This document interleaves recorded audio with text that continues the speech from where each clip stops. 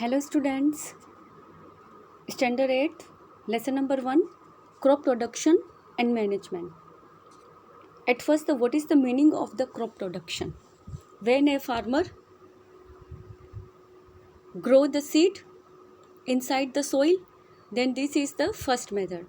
And second method, when first method he lose the soil and then he grow the seed, and then third method when he add some manure and fertilizer in it, and fourth method when it do the irrigations in the field, and then fifth method when the crop ripe, then it cut down, this is process harvested, and the when crop is harvested, then like this the crop example of the cereals, then he get the cereals grains from this, and then he collect the cereals and storage in a sacks, jute sacks, and then he sent to the market for selling. This is complete process is called the crop production and management. Okay, कि student crop productions क्या होता है कि एक पूरा process होता है कि कोई भी फार्मर अपने फील्ड में किस तरह से एक ही टाइप की उसकी कौन सी होनी चाहिए plantations, like the cereal means on cereals one kind cereals only, wheat means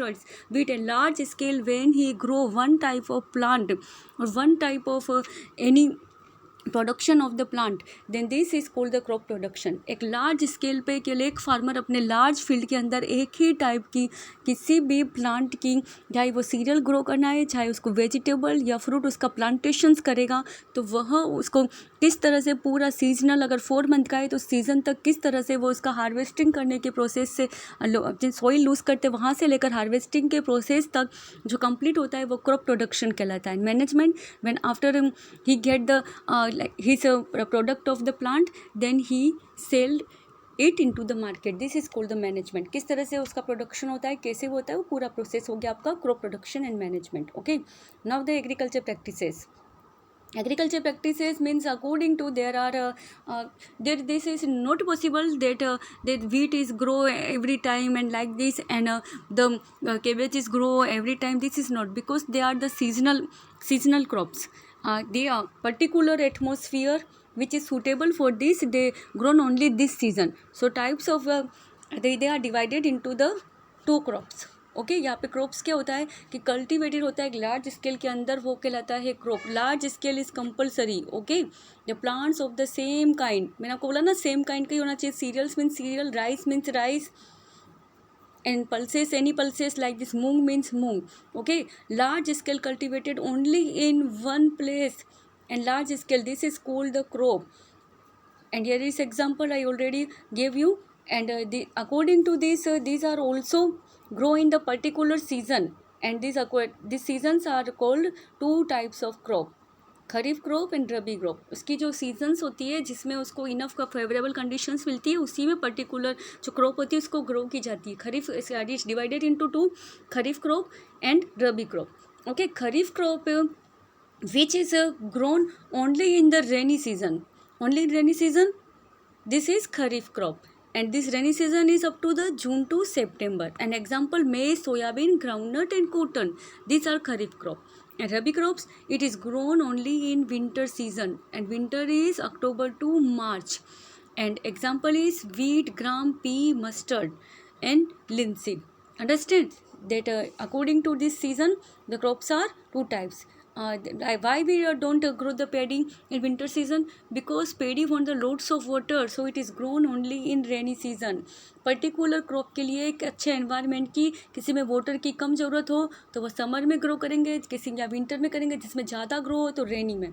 इस तरह से उसकी जितनी रिक्वायरमेंट होती है क्रॉप की, उसके अकॉर्डिंग उसको सीजन में ही ग्रो किया जाता है, उसी के अकॉर्डिंग 2 में इसमें डिवाइड है. Now the agriculture practices, the complete method of the agriculture which is start from the preparation of soil to up to the storage.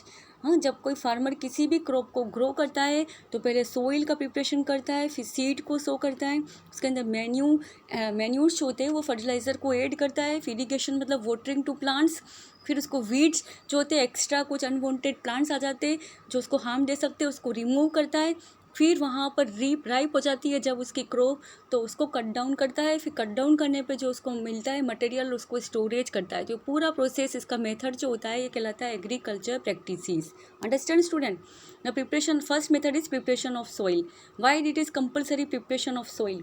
Because there is a fertile soil is compulsory. When there is soil is proper and it is suitable for the particular crop, then it means the plant will get the healthy growth without any disease. Plant जो होगा ऐसी अगर soil के अंदर grow होगा तो उसको अच्छा प्रॉपर ग्रो होगा, हेल्दी ग्रोथ होगी, उसके ऊपर जो भी फ्रूट हमें मिलेगा जो हमें चाहिए तो वह एकदम प्रॉपर मिलेगा. ओके, इसके लिए पहले क्या करना पड़ता है, सोइल को लूज़ करना पड़ता है, जिसके अंदर क्या होता है अर्थवॉर्म और माइक्रोब्स प्रेजेंट होते हैं. तो वो ऑर्गेनिजम्स क्या होते हैं, फ्रेंड्स ऑफ फार्मर कहलाते हैं. वाई? क्योंकि जो अर्थवॉर्म होते हैं वो सोइल के अंदर जो अपना सोइल को ही अपना फूड बना करके खाते हैं, उसके अंदर जो बैक्टीरियाज वगैरह होते हैं उसका फूड होते हैं, इसीलिए सोइल को वो लूज़ करने का काम करते हैं. इसीलिए फ्रेंड्स ऑफ फार्मर कहलाते हैं कि लूजिंग सोइल हो गई तो फार्मर का आधा काम यहीं पे हो गया और उससे सोइल फर्टाइल भी होगी. इसीलिए वो, और जो माइक्रोब्स होते हैं वो सोइल के अंदर बहुत सारे मिनरल्स और नाइट्रोजन को प्रोवाइड करते हैं. Already in atmosphere the nitrogen amount is the highest, but plant take the nitrogen from the soil indirectly. Okay, and this work is done by the bacteria. Microbes means bacteria. So the soil get the more minerals from the earthworms and bacteria. इस तरह से अगर soil loose हो जाएगी तो उसके अंदर क्या है, वो इजीली वाटर्स, एयर और सभी लिविंग ऑर्गेनिज्म जो होते हैं, डेड प्लांट्स, ये सब का डिकम्पोज भी उसके अंदर मिक्स हो जाएगा. और लूज़ होने से वहाँ पे उसके अंदर सफिशिएंट प्लेस मिलेगा जिससे वाटर को भी एब्जॉर्ब कर सकेगा प्लांट इजीली. ओके, तो सबसे पहले लूजिंग ऑफ सोइल कंपलसरी है. And the instruments are use for this. जो इंस्ट्रूमेंट, जो टूल्स इसके लिए यूज़ होते हैं, सबसे फर्स्ट है प्लफ. प्लफ से सोइल को लूज़ किया जाता है. प्लफ क्या होता है, एक बहुत ज़्यादा ट्रेडिशनल ये वाला है जिससे सोइल को लूज़ किया जाता है. ठीक है, इससे सोइल को इसके लिए थोड़ी सी हार्ड वर्किंग की ज़रूरत पड़ती है और टाइम भी ज़्यादा लगता है. Okay, but one pair of bull and man can easily operate the प्लफ. अगर यहाँ पर प्लफ अगर वन मैन प्लफ को करता है तो उसे टाइम ज़्यादा लगता है, तो उसकी ज़्यादा हार्ड वर्किंग नहीं हो, उसका ज़्यादा लेबर नहीं हो, इसका इफोर्ट ज़्यादा नहीं हो. इसके लिए वो बुलक कार्ट की भी हेल्प लेता है कि आगे दोनों बुलॉक लगे होते हैं और पीछे से वो उसको खींचता है, तो उससे भी उसको प्लफिंग हो जाता है जिससे सोइल लूज जाती है. सेकंड इंस्ट्रूमेंट है उसका, देखिए ये प्लफ, यहाँ से प्लफ से देखिए ये दोनों बुलॉक लगे हुए और किस तरह से ये हो रहा है. ठीक है, ये देखिए ये प्लफ. और दूसरा है हू जो होता है एक सिंपल टूल होता है और ये वीड्स को रिमूव करने का वर्क करता है. What are the weeds? Extra plant, जब हमने सीरियल ही चाहिए ओनली, तो यहाँ पे सीरियल ही आना चाहिए. एक्स्ट्रा कोई भी प्लांट, अनवांटेड प्लांट नेचुरली इसके यहाँ पे आसपास उग जाता है तो इसकी स्पेस ये लेना शुरू कर देगा और इससे वहाँ पे इसको मिनरल्स एंड जो वाटर्स होंगे सफिशेंट्स नहीं मिलेंगे. तो इसके लिए इसको रिमूव करके हटाना ज़रूरी हो जाता है, वो कहलाता है वीड. ओके, तो हू की हेल्प से उसको वीड को रिमूव किया जाता है. देखिए यहाँ पे हू का डायग्राम. ओके ना, कल्टीवेशन जो होते हैं, जो रिच फार्मर्स होते हैं वो इसको काम में लेते हैं कि इसमें जो होता है लेबर भी कम होता है और टाइम की, लेबर और टाइम दोनों की सेव हो जाती है, ज़्यादा हार्ड वर्किंग भी नहीं होता है. In less time the farmer can more work and efficiently work in less time. Okay, so this is the cultivator and it is also do the work of the like this soiling, tiddling and losing the soil. First method completed. इसके आप यहाँ पे ये भी ध्यान रखिएगा, instrument मैंने बता दिया, cultivator, hoe and plough. Okay, now the sowing जब लूज तैयार हो गई है, prepare, now the seed we have to grow the seed inside this. इसके लिए at first the farmer select the good quality seed, clean and healthy and completely seed. जो good healthy quality के जो seed होते हैं पहले उसको select करता है और वो हाई यील्ड के होंगे तभी उसको क्रॉप जो है वो हेल्दी और हाई यील्ड की मिलेगी. और इसकी रिकॉग्नाइजेशन हम एक घर पे भी कर सकते हैं कि दिस सीड इज़ प्रॉपर और not proper. So you can do this activity at your home also. You take the bowl and take some gram seed inside this and filled it with water, and then you observe it. Then after some time you observe that the some seeds are flowing on the water and some are sink in the water. These are the good quantity of seed and these are not proper. Okay, तो इस तरह से यहाँ पे seed की recognition हो जाती है, क्योंकि वो ज़्यादा लूज होते हैं, अंदर से खोखले होते हैं, होलो होते हैं, तो वो वाटर के ऊपर फ्लो करते रहेंगे। और जो बेस्ट टाइप के सीड्स होंगे वो हैवी होंगे, कंप्लीट होंगे, वो वाटर में बैठ जाएंगे।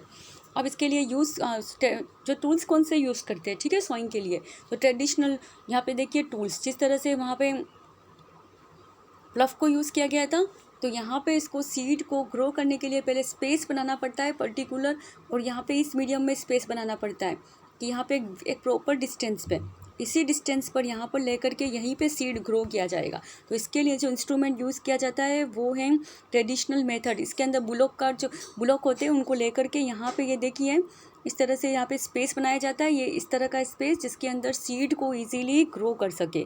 This is called the traditional tool and it was use from the older time से इसको यूज़ किया जाता है। Now another is seed drill. Seed drill is also another instrument for sowing the seeds, and it apply in the tractor, from the help of tractor it's sowing the seeds। Okay, इसको tractor के अंदर apply किया जाता है, उससे वो seed को क्या होता है, यहाँ पे सीड के लिए स्पेस बना लेता है, और इसके स्पेस बनने से क्या होता है, सीड जो होते हैं अगर उसके अंदर सीड डाले गए तो उसको कोई भी बर्ड्स बाहर से ईट नहीं कर सकेगा, वो उससे प्रोटेक्ट हो जाएंगे और पूरे सोइल से कवर्ड हो जाएंगे। इसके लिए सीड को ग्रो करने के बाद में यह सीड्स ड्रिल का इंस्ट्रूमेंट काम में लिया जाता है। तो आप टूल्स के भी नेम याद रखेंगे। Now the adding manures and fertilizers. Now the two method is completed. First is the loosening and tilling of the soil, and second is sowing, and now third is adding the manure fertiliser. जब seed grow किया गया है तो उसके अंदर उसकी proper growth हो, इसके लिए मैन्यूर फर्टिलाइजर्स ऐड किए जाते हैं। Manure is the compost and organic fertiliser, and this is the chemical fertiliser. Manure जो होता है वो फार्मर को मार्केट से परचेस करने की ज़रूरत नहीं पड़ती है, फ्री ऑफ चार्ज मिलता है। Manure is the waste and decayed material of the plant products and the animal faeces. Okay, like this cow dung and goats faeces, उसको काम में वो जब ड्राई हो जाती है बैक्टीरिया उसके अंदर आ जाती है, डस्ट लाइक पार्टिकल्स में बन जाता है। या फिर प्लांट जो होते हैं उसकी मटेरियल लाइक दिस, प्लांट के ऑर्गन्स, लीफ, स्टेम जो होते हैं वो ड्राई हो जाते हैं। ड्राई होने के बाद में स्मॉलेस्ट पार्टिकल में, डस्ट लाइक पार्टिकल्स में कन्वर्ट हो गए, डिकम्पोज होकर सॉइल में मिल जाते हैं, तो वह कहलाता है मैन्यूर। फर्टिलाइज़र मार्केट से जो केमिकल्स लिए जाते हैं जिसके अंदर मिनरल्स होता है, सोडियम, पोटेशियम और कैल्शियम, ये वाले कहलाते हैं फर्टिलाइज़र्स। ओके, तो टू टाइप्स के फर्टिलाइज़र्स जो होते हैं उसकी हेल्दी ग्रोथ के लिए, प्रॉपर ग्रोथ के लिए, कि लेस टाइम में विदाउट एनी डिजीज़ के जो प्लांट है वो प्रॉपर ग्रोथ कर सके, manure and fertiliser third process is compulsory. Okay, जब कल्टिवेशंस होता है क्रॉप का, तो उससे पहले इसके अंदर ये ऐड करना ज़रूरी होता है, क्योंकि अगर सोइल के अंदर पुअर न्यूट्रिएंट्स सफिशेंट्स मिलने चाहिए।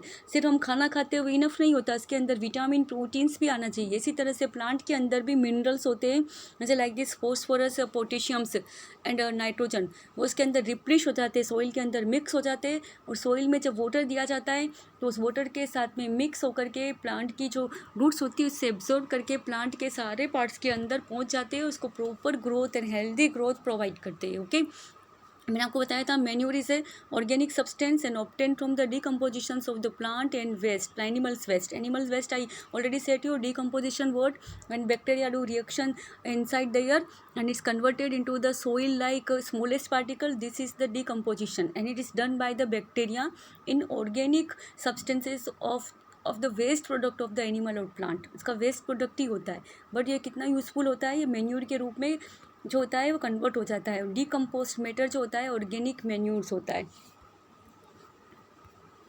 There is given the activity also कि how you find out that plant is getting proper growth or not। then you can take the 3 classes ABC and you mix the soil in the A and there are little amount of the dung, okay, cow dung, and B you add the amount to some mix soil and only little urea, and then in C class you take the amount of the soil and nothing you add, and then after some days you observe them, that you grow a plant and observe them, C A B C, because there is added the manure, so this is grow and it is the highest because this is adding the fertilizer also, and fertilizers have the more than its minerals. के अंदर mineral ज़्यादा होता है manure से, इसके अंदर कुछ add ही नहीं किया, सॉइल के अंदर ऐसे ही ग्रो कर दिया, इसकी प्रॉपर ग्रोथ नहीं थी। मीन्स जिसके अंदर फर्टिलाइजर्स होता है वह प्लांट हेल्दी ग्रो करता है। Okay, it activities prove this. और द क्रॉप रोटेशन, हमेशा क्रॉप जो होता है एक ही तरह का फार्मर नहीं लगाएगा कि यहाँ पर उसने सीरियल लगाए, सीरियल का पूरा उसने हार्वेस्टिंग कर दिया है, उसके बाद वापस यहाँ पे सीरियल नहीं लगाएगा। उसका एक रोटेशन होता है कि एक बार उसने सीरियल लगाया है तो दूसरी बार पल्सेस लगाएगा, फिर से तीसरी वापस यहाँ पे सीरियल्स लगाएगा, फिर यहाँ पे पल्सेस। ऐसे कल्टिवेशन करना कंपलसरी होता है। Why it is compulsory? Because is done by the growing different crops alternately, and earlier farmer is northern India use to grow leguminous as a fodder in one season and wheat in next season. वो one season के अंदर तो leguminous grow करते थे और next season के अंदर wheat. तो लेग्यूमिनस पहले से ग्रो करने से क्या होता है कि जितने भी लेग्यूमिनस प्लांट है, लेग्यूमिनस मतलब लाइक दिस पल्सेस, पी और जो अपने पीस और ग्राम के जो प्लांट होते हैं ना, वो लेग्यूमिनस कहलाते हैं। क्यों इसको प्रॉपर क्यों यहाँ पे सॉइल के अंदर पहले ग्रो किया जाता है किसी भी लार्ज स्केल की क्रॉप से पहले इसको? क्योंकि इसकी रूट्स के अंदर राइजोबियम नाम के बैक्टीरिया रहते हैं जो एटमॉस्फेयर की नाइट्रोजन को लेकर उसका फिक्सेशन करके यहाँ पे इसको सॉइल के अंदर नाइट्रोजन एक मिनरल के रूप में प्रोवाइड करते हैं, जो प्लांट की हेल्दी ग्रोथ के लिए सबसे ज़्यादा कंपलसरी होता है। जिस प्लांट को नाइट्रोजन ज़्यादा मिलता है प्रॉपर ग्रो होती है। और सारे लेग्यूमिनस प्लांट की रूट के अंदर जो होता है राइजोबियम नाम का बैक्टीरिया पाया जाता है, जिससे क्या होता है कि वो सॉइल के अंदर, अब लेग्यूमिनस प्लांट करने से राइजोबियम ने उस सॉइल को नाइट्रोजन वाले मिनरल्स वाली एक प्रॉपर फर्टाइल सॉइल में कन्वर्ट कर दिया है। इस तरह की सॉइल के अंदर वो जो भी क्रॉप एक लार्ज स्केल पे ग्रो करेगा उसमें जो है न्यूट्रिएंट्स का सफिशिएंट अमाउंट होगा, इसके अंदर रिप्लेसमेंट हो जाएगा नाइट्रोजन का। फिर इसके अंदर जो होता है यहाँ पर वीट ग्रो करने के बाद उसके अंदर उसको नाइट्रोजन बराबर मिलेगा और उसकी हेल्दी ग्रोथ होगी, वो सॉइल फर्टाइल हो जाएगी। ओके, इसके लिए that's why the rotation of the crop is compulsory. I already said about the rhizobium bacteria. Now there is a difference between the fertilizers. Fertilizer is man made, this is man-made inorganic salt, and this is the substance obtained from the decompositions of the cattle during and plant reduce। ये जो होते हैं ये natural होते हैं, natural plant और animals का ही product होता है वेस्ट मटेरियल का, और ये मैन मेड होता है। फर्टिलाइज़र जो होता है फैक्ट्रीज में प्रिपेयर होता है और इसको ओनली मैन्योर को फील्ड में ही एक फार्मर यहाँ पर एक जो पिट होता है उसको डिग आउट करके कंपोस्ट पिट बोलते हैं, इसी के अंदर कुछ लीव्स वगैरह या प्लांट या फिर काऊ डंग डाल देता है, फिर इसको 3 मंथ के बाद देखता है तो वो मैन्योर्स के अंदर कन्वर्ट हो जाता है। तो this is done only in the field and this is prepare in the factories. Fertilizers जो होते हैं provide any human to the soil humorous, ये इसको सॉइल को ह्यूमरस प्रोवाइड करते हैं। ह्यूमरस मीन्स जिसके अंदर जो होते हैं सफिशेंट मिनरल्स होते हैं, पोटेशियम, सोडियम और इस तरह के जिंक, मैग्नीज, ऑल दिस, तो वैसी कहलाती है ह्यूमस। और इसके मैन्यूर जो होता है इसके अंदर लोड्स ऑफ ह्यूमस होता है। फर्टिलाइज़र जो होते हैं इसके ये ना प्लांट के लिए इसके अंदर रिच न्यूट्रिएंट्स होते हैं, जैसे फॉस्फोरस भी होता है, पोटेशियम भी, लेकिन इसके अंदर रिच होते हैं वो सभी सफिशेंट जो चाहिए प्लांट की ग्रोथ के लिए वो सबके सब मिनरल्स नहीं होते। ओके, अब डिफरेंस याद कीजिएगा। एडवांटेजेस ऑफ मैन्यूर, एक तो फ्री ऑफ चार्ज मिलती है, वाटर होल्डिंग कैपेसिटी इसकी ज़्यादा होती है, और यह जो सॉइल होती है उसको पोरस कर देती है, और इसके अंदर पोरस होने से सॉइल में गैस का एक्सचेंजेस जो होता है इजीली होता है। Carbon dioxide is taking by the plant and give out the oxygen. Okay, and it is increase the number of friendly microbes. Okay, because there is the because it is the plant and animal products na, that's why there is the production of the friendly microbes also, and microbes are useful for the soil because it's provide the minerals inside the soil and they lose the soil and it improves the texture of the soil. Okay, इस तरह से सभी advantages है manure के। Now the next process is irrigation. जब manure add हो गया है देन उसको वाटरिंग की जरूरत है। When there is the plant is absorbed by the plants roots, this process is called the irrigation. Okay, and for the irrigation the requirement of sources of the water, the supply of water to crop at regular interval, it is called the irrigation। कि regular interval पे daily में जैसे like this 2 times उनको crop को water दिया तो यह कहलाएगा इरीगेशन। ओके, उसके सोर्सेस होते हैं इरीगेशन के, जो नेचुरल सोर्सेस होते हैं तो वो होते हैं नेचुरल सोर्सेज जो ओल्ड टाइम से यूज़ किया है, well, tubewell, ponds, lake, river, dam और कैनाल्स, इन सब से क्रॉप को वाटर दिया जाता है। यहाँ पे देखिए डायग्राम, यहाँ पे देख रहे हैं मोट, मोट के अंदर क्या है, यहाँ पे एक इसकी ये पुली लगाई हुई है, पुली से वाटर खींच के इसके अंदर से, और यहाँ पे इस क्रॉप जहाँ तक जा रही है वहाँ पे इसको वाटर दिया जा रहा है। और ये देखिए चेन पम्प, यहाँ पे भी एक जो ट्यूबवेल मशीन से वहाँ पे इस तरह की एक मोटर लगा दी है। ये मोटर जैसे जैसे रोटेट करती है इसके अंदर से वाटर निकल के आता है और सीधा फार्म के अंदर चला जाता है। ओके, मोट, चेन पम्प। और ये देखिए ढेकली, ढेकली जो होती है इसके अंदर पुली नहीं लगी होती है, इसके अंदर डायरेक्ट ये ट्री के यहाँ पे ये वाला ये तरह से अरेंजमेंट किया होता है, इसके अंदर डायरेक्ट ये बकेट चली जाती है, फिर बकेट जो होती है यहाँ पे ऊपर आ जाती है और इससे वाटर दिया जाता है पूरे कंप्लीट फील्ड को। और ये बहुत ज़्यादा ट्रेडिशनल और ओल्ड प्रोसेस है वाटर का इरिगेशन करने का, ढेकली। और एनोदर इज राहत, यहाँ पे देखिए बुलोक को इसके पंप के यहाँ पे लगाया जाता है, जैसे जैसे ये रोटेशन करता है वैसे इसके रोटेशन से ये रोटेट होता है, इसके रोटेट होने से वाटर निकलता है और वो सीधा फील्ड के अंदर चला जाता है। तो इस तरह से इरिगेशन के ये ओल्ड मेथड्स थे और बहुत ज़्यादा यूज़ किए जाते हैं। अब है मॉडर्न मेथड, मॉडर्न मेथड के अंदर स्प्रिंकल सिस्टम, स्प्रिंकल जैसे एक फाउंटेन की तरह से यहाँ से जो है सब तरफ पानी निकलेगा और यहाँ यहाँ जितनी भी क्रॉप है उसको वाटर मिल जाएगा। स्प्रिंकल सिस्टम से दी जाती है and it is perpendicular pipes having rotation nozzles on the top and join the main pipe regular interval, इसके पाइप से इसको जॉइंट करके एक फाउंटेन की तरह से बना करके क्रॉप को यहाँ पे देखिए इस तरह से यहाँ पे वाटर दिया जाता है। देखिए यहाँ पे ये वेल है, इसके यहाँ पर ये मोटर ज्वाइन कर ली है, इस मोटर से यहाँ पे बहुत सारे इस तरह के पाइप निकाले हुए यहाँ भी जा रहा है, ये पाइप यहाँ भी यहाँ भी यहाँ भी, और यहाँ से वाटर इस तरह से निकल निकल के आ रहा है। तो ये स्प्रिंकल सिस्टम कहलाता है, जिससे जहाँ भी क्रॉप ग्रो की हुई है उसको सबको इनफ वाटर मिल जाता है।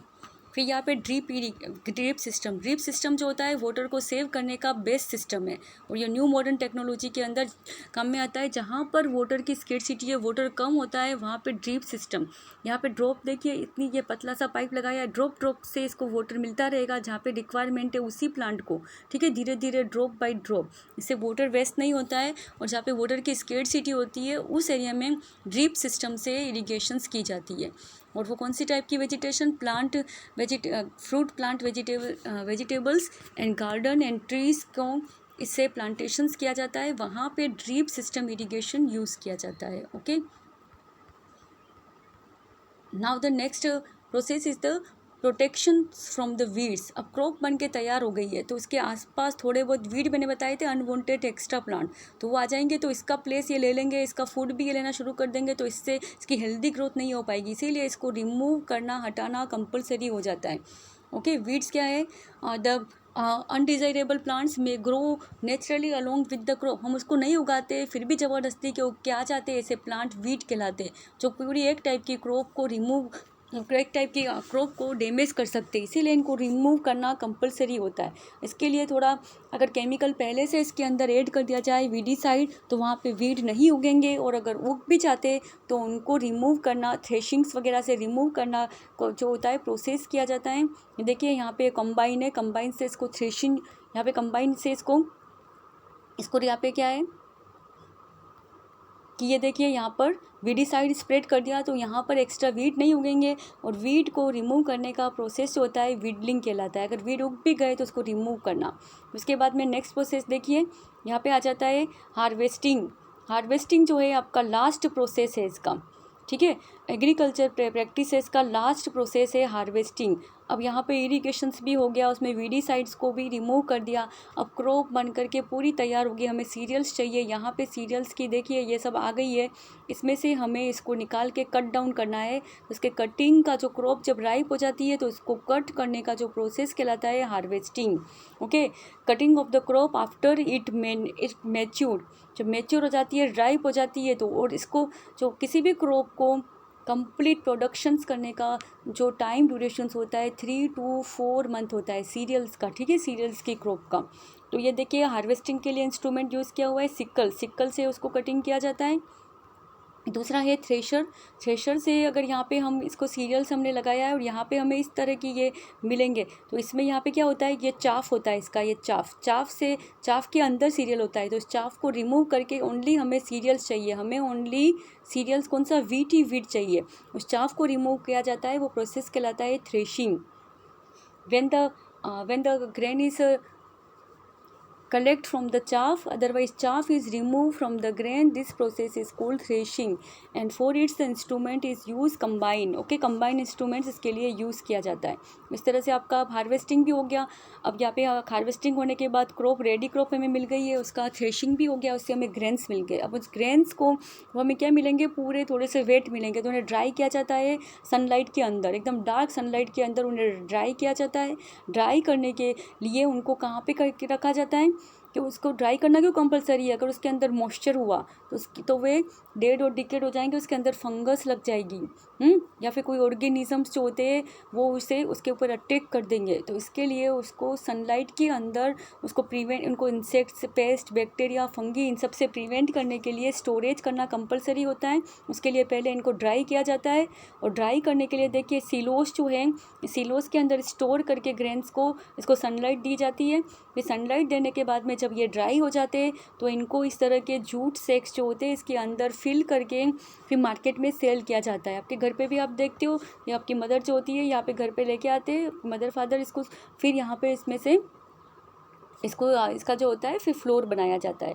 तो ये पूरा जो कंप्लीट आपका एग्रीकल्चर प्रैक्टिसेस कंप्लीट हो गया है। ओके, ये इंडेक्स आप कंप्लीट कीजिएगा एक्टिविटी 1.3 के हिसाब से। यहाँ पे फूड कौन सा है, उसके सोर्सेज कैसे, जैसे हमने प्लांट का पूरा एक प्रोसेस किया है, एग्रीकल्चर प्रोसेस जो एग्रीकल्चर प्रैक्टिसेस, वैसा ही अगर एनिमल्स को भी हम रेयर करते हैं फूड के लिए, कि हमें जैसे मिल्क चाहिए तो मिल्क के लिए किसको, कौन सोर्स होता है, sources of milk is cow, buffalo, all this cattles are the sources of the milk, and we get so many milk products from the milk like this paneer, cheese, butter, ghee, all this. तो this are also our source of food. जैसे plant अपना food का source होता है, उसके लिए पूरा हम प्रोसेस करते हैं, वैसे ही एनिमल्स से भी हम गेट करते हैं। तो एनिमल्स को भी हमें उन्हें प्रोटेक्ट करने के लिए उनके लिए एक प्रोटेक्शन का स्पेस बनाया जाता है, कि जहाँ पर उनको हाइजीनिक एनवायरनमेंट मिले, उनको वहाँ पर प्रॉपर फूड मिले, प्रॉपर शेल्टर मिले, प्रॉपर केयर हो, उनको डिजीज़ नहीं हो, वो प्लेस कहलाता है एनिमल हस्बेंड्री। ओके, और फिश जो होती है वह भी गुड हेल्थ फूड होती है। बहुत सारे लोग फ़िश को भी एज ए फूड के रूप में खाते हैं। तो इसमें जो होता है कोड लिवर ऑयल भी बनाया जाता है, जिसके अंदर विटामिन डी होता है। ये आपके नॉलेज की थिंग्स होती है, इसे भी आप पढ़ा कीजिए। ओके, यहाँ पे आपका चैप्टर फिनिश हो गया है। इसके अंदर जो भी वर्ड कीज आए उसका मीनिंग समझिएगा। Agriculture practices, methods of the agriculture, start from the loosening of soil up to finish of the harvesting, storage, animal husbandry, when we rear the animals and give their proper shelter, food, and protect from the diseases, this is called animal husbandry. Crop, when one type of plants are planting in the large scale, this is called the crop. Fertilizers, when we add some useful minerals, chemical substances in the soil, these are called fertilizers. Grainers, harvesting, irrigation,